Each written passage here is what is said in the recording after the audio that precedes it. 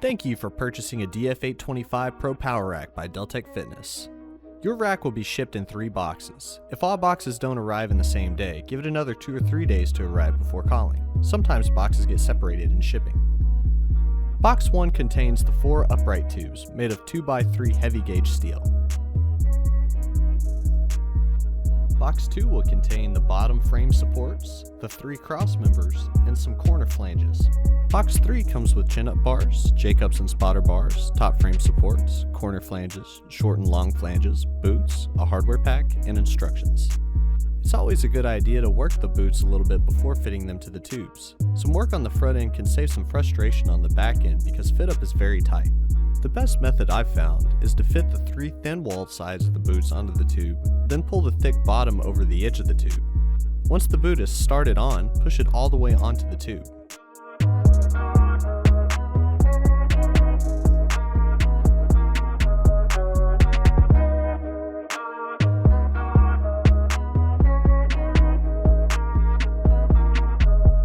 To help us identify which side of the bottom frame support is the front and which side is the back, grab one of the short flanges from box 3. Once you have one of the short flanges, line it up with the corresponding bolt holes on the bottom frame support. This will be the back of the power rack. Now we must grab the correct crossmember to bolt to the bottom frame supports. We're going to use the one with 2 holes in the middle. The crossmember with 6 holes goes on the top and the front, and the one with no holes goes on the top and the back, so we'll set them aside for later. The M12 bolts we use for this step take a 19mm wrench. With 4 of the long M12 bolts from the hardware pack, we will be bolting the bottom crossmember to the bottom frame supports. We will be using the short flanges on the outside of the tube for extra gripping strength. Make sure to thread a washer on the bolt before threading it through the short flange. Once through the short flange, thread it through the tube, then the crossmember flange, then finish it off with a washer and a nut. Once all 4 are in, you can tighten them down at this time with a wrench, or wait until a little bit later.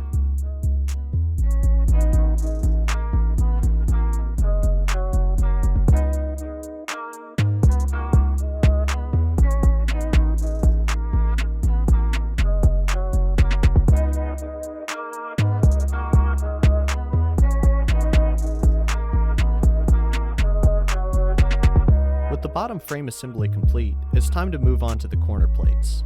With the same M12 bolts and washers, bolt the plates to the bottom of the frame support, making sure that there are 2 holes left above the tube.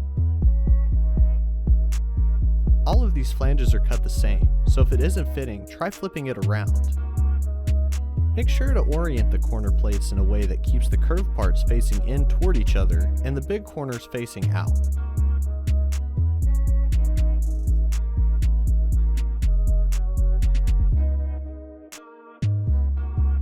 It's very important that at this time you do not tighten these nuts and bolts with a wrench. That is a step that will come later when the whole rack is assembled. So for now, just tighten them by hand until the nuts stop on the nylon inserts.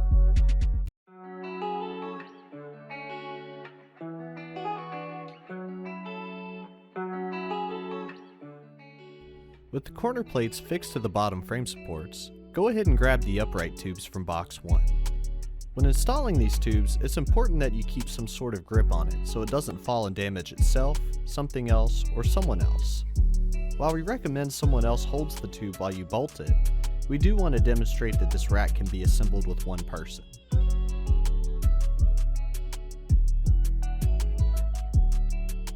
When you bolt up these tubes, make sure that you only tighten the nuts hand tight again. They will be tightened later when the whole rack is assembled.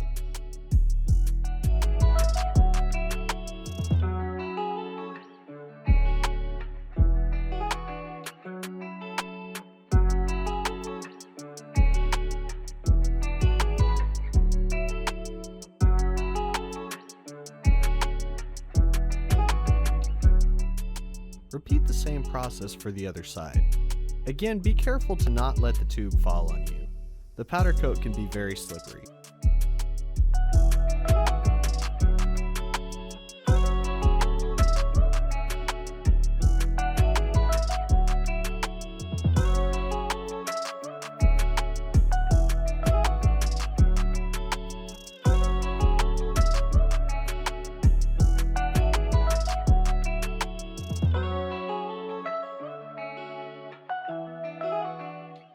With the 4 upright tubes bolted to the rack, it's time to assemble the top frame. The long flange will end up on the inside back corner of the upright tube. The front can be identified by the extra set of holes on that side. I'm choosing to put the logo plate on the front outside corner of the rack, so I'm going to bolt it on first, leaving 2 holes exposed under the upright tube. I then pair it with a regular corner plate on the inside.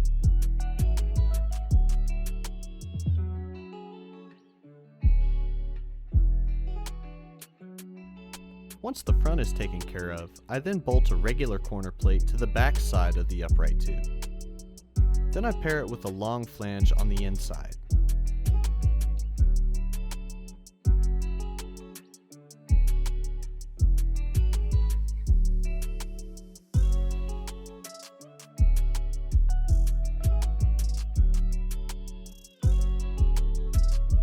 To assemble the other side, simply mirror the same parts, with the front of the tube facing the right instead of the left. Now it's time to bolt the upper frame assembly to the rack. It's important to make sure that the inside back corner has the long flange and not a corner flange.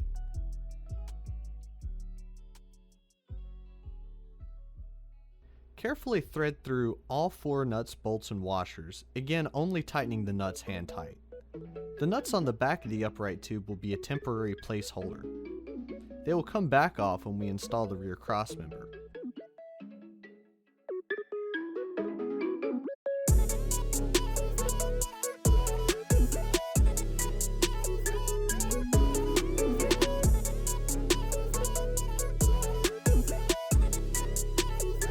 If you haven't tightened the bottom crossmember yet, the sides of the rack may want to lean out.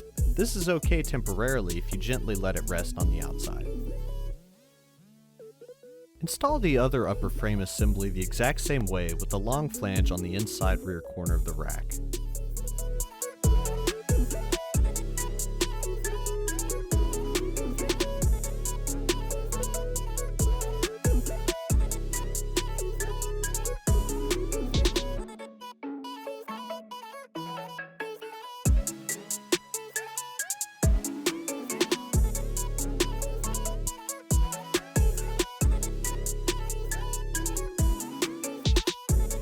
Once both sides are complete, if you haven't tightened it by now, you need to go ahead and tighten the bolts on the bottom crossmember. This will make the next steps much easier and safer.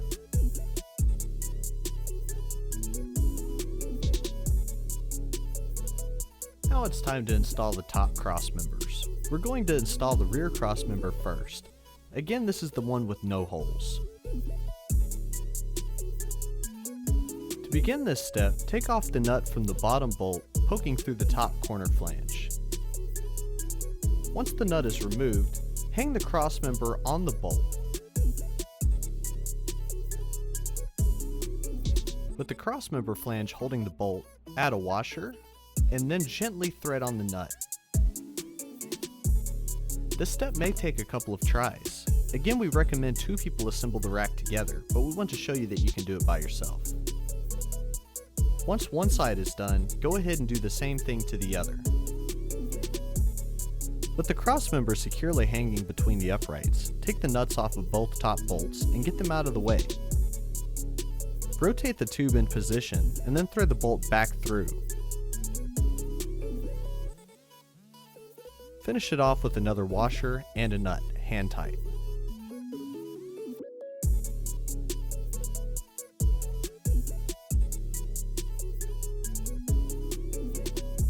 Once the nuts and bolts for both sides are in, it's time to prep for the front crossmember. Hang a short flange from one of the remaining holes in the frame support. Make sure that there is a washer on the outside of the bolt, and repeat for the other side. Once you have a short flange hanging on both sides of the rack, hang the front crossmember off of one bolt, and then get a washer and nuts started.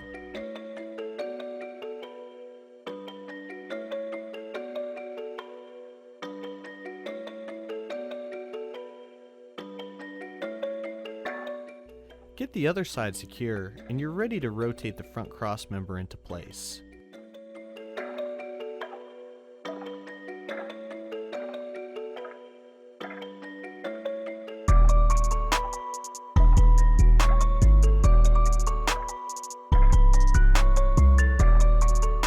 Finish it off with the last two remaining M12 bolts, washers, and nuts.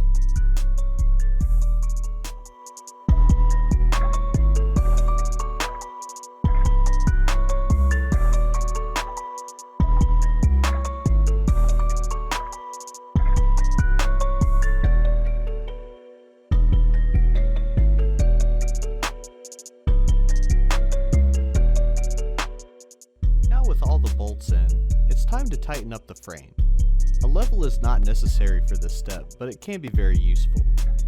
Go ahead and tighten the rear bottom cross member one more time, and then we will move on to tightening up the uprights. We're going to start with one of the rear uprights. Tighten down the bolts on the bottom corner flanges with a wrench until they are just snug enough to hold the rack in place to keep it from moving. If you have a level, go ahead and place it on the side of the upright with the big holes. Then get it straight. If you don't have a level, no worries, straighten it up by eye. Making sure that the upright doesn't move, go ahead and lock down the upright by tightening the flanges the rest of the way.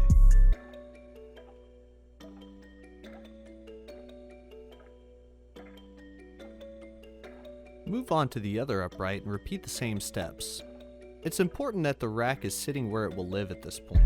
No two floors are the same, so if you tighten the rack and then move it, it may no longer be straight, or worse, wobble.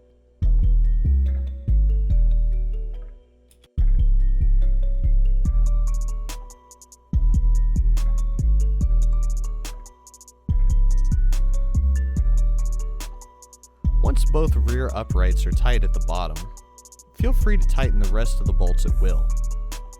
Pro tip for those who have an impact wrench handy, be careful on the outside corners to not tighten too tight. You can actually smash the ends of the tube with the corner flanges, so be careful to not over tighten.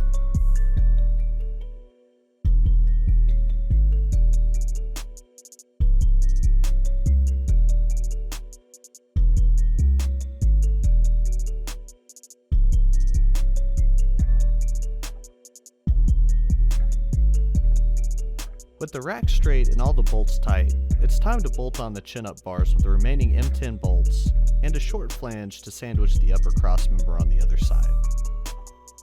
The hex heads on these bolts are 17mm. Make sure to orient the chin-up bars to where the bent side goes to the outside of the rack for wide grip pull-ups.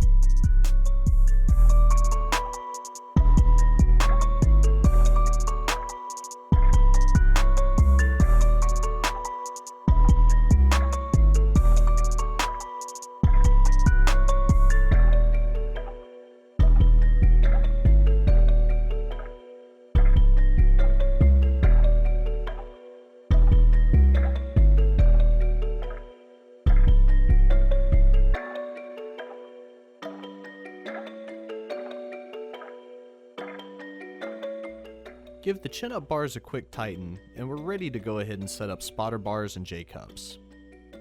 The J-cups and spotter bars are a one-piece design that self-lock, so they go in sideways and they drop down to lock into place.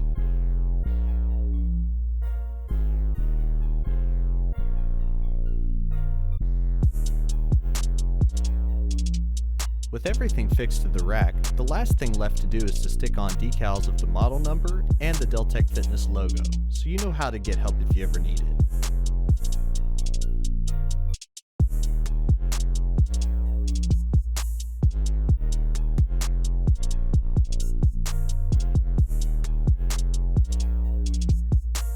Weighing in at almost 200 pounds, you could park a truck on the DF825.